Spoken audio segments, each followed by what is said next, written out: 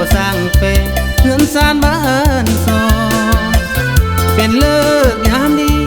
งานหรือที่ดีเงินคำไหลกองเป็นเศรษฐีหากมีเงินทองเงินคำไหลนองมาเงินหลังนี้อามุตตาโซเหตุตึกโซให้ห่างให้มีครอบครัวมีสามัคคีมีความสุขีในหน้าที่ทรัพย์สินเข้าของที่ดินเงินทองร่ำรวยทุกทีให้สมหวังตลอดปีครอบครัวหั่งมีตลอดไปอวยพรให้ทานจงสุขสำราญครอบครัวมีใจขอให้เฮงเฮงตลอดไปขอจงได้มันยืนเรื่อยไปสุขภาพมั่นคงเศรษฐกิจยืนยงตั้งใจให้เป็นเศรษฐีเรื่อยไปร่ำรวยมีใสเด้อเจ้าของเมื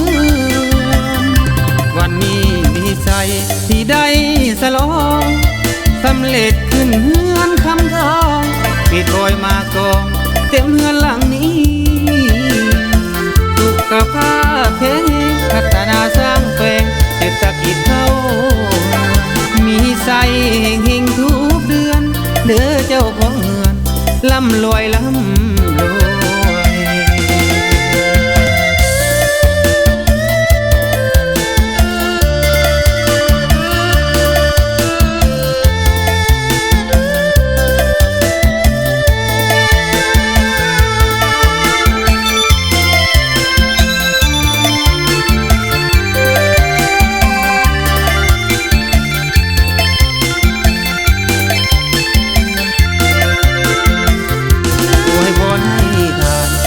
สุขสำราญครอบครัวมีใจ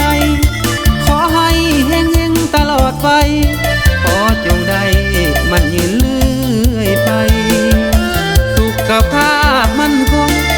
เศรษฐกิจยืนยงตั้งใจ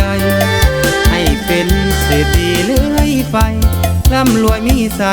เด้อเจ้าของเมืองวันนี้ดีใจที่ได้สลองสำเร็จขึ้นเฮือนคำทองปิดรอยมากองเต็มเฮือนหลังนี้